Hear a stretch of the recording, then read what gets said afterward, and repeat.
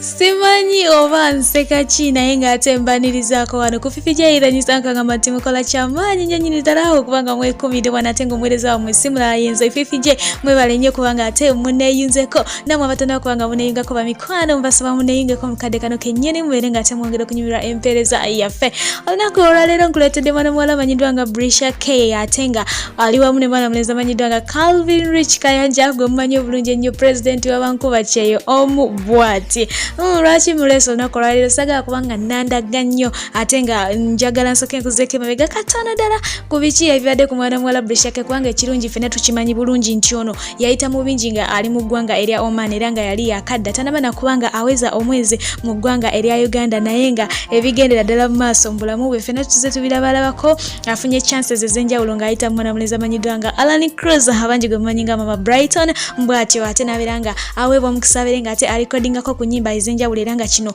wakubanga ate akikolera wali mu studio ya SB4 plus kyokka kyakoze mwana muwala ono yakozeyo n'omudaala gwa chips soko muwulireko ng'alaajanira bakasitoma bambi bali nsaba mujje munguleko wallahi nsaba mujje munguleko ntunda chips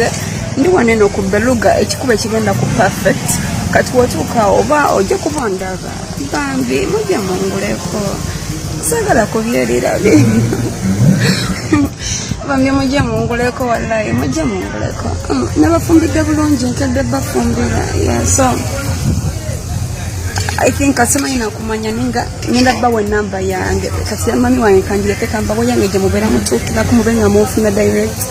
nenga mujje munguleko kati gotuka ku beluga kikuba kigenda ku perfect just babuze ku katoro ugundi katoro muno muwaswa zone ya muno mumachinde waswa zone wala ndi wano mujje munguleko nanyumye dana yesi na customer kwenda bane waliwo abajja okay bwati bwe yalabise mu kayunifomu ke ne kasmailo ak'ekitalo ddala nga munange abakoola mwena mugende wali emakindi mbeere ng'ate mumuwagirako ku chips ze zaatunda olunaku lweggulo omwami mulezi amanyiddwa nga Calvin Rich Kayanja bw'ati avuddeyo ku page ye oluvannyuma lw'okulaba Brisha Cash nga atunda chips n'amugamba nti this week I'll pay a visit to Brisha Cash Chips Center and buy for myself one plate. I have actually ordered our managing director to see that Brisha Cash can be fixed somewhere and work with us and be paid 1M every month as her salary. Bwatyo n'avaayo n'amusuubiza akakisaako kuba nti munaye bamunyiga ye waakolera omwezi babe ng'ate bamuwa akakadde kamu abeere ng'ate ava mu kya chips wabula ate ye mwana muwala avuddeyo Brisha Cash bwatyo n'amwanukula n'amugamba nti supporting my business as in buying my chips it's really a pleasure Sir Calvin because kiba kinyongerako bambi though to be honest I'm not ready to work with you si mu bubi I'm loving what I'm doing thanks.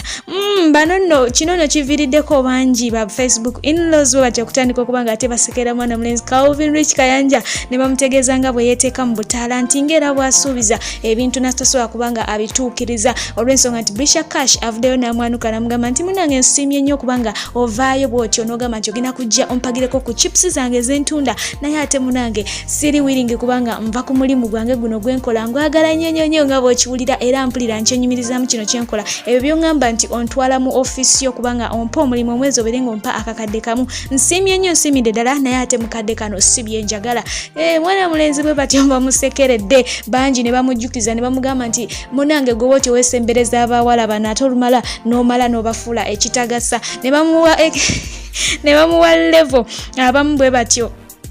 simanyi lwaki nseka naye kanseke abamu bwe batyo ne bamujjukiza ebyammangada ne bamugamba nti oyagala kumaliriza ng'ate naye omugamba akima obupale bwe nga wagamba mangada nti akima obupale bwe ne bamubuuza nti oyagala kasaanyawo akaana kabandi akati oyagala kabwatula kwegamba bibadde bingi nnyo eruyi awo naye nga tetumanyi oba mwana mulenzi Calvin kyabadde ayogera abadde akitegeeza ekyokuba ng'ate offeringa mwana muwala wano omulimu oba abadde takitegeeza sinakakasa bulungi wabula ng'ate ye Brisha K amaze okuba nga bw'atyo ava n'avaayo n'amutegeeza nti oba kitegeeza oba takitegeeza asiimye okuba ng'agenda muwagira ku chips ze era ajja kuba musanyufu nnyo singa anaaba ayitiddeyo bw'atyo naaba ng'ate mwanattu aziryako naye ate si mwetefutefu kubanga alekawo omulimu gwe ogwa chips mwanattu abeere ng'ate abakana n'emirimu egya office era n'amutegeeza nti ye waali ali okay and comfortable with what she's doing right now.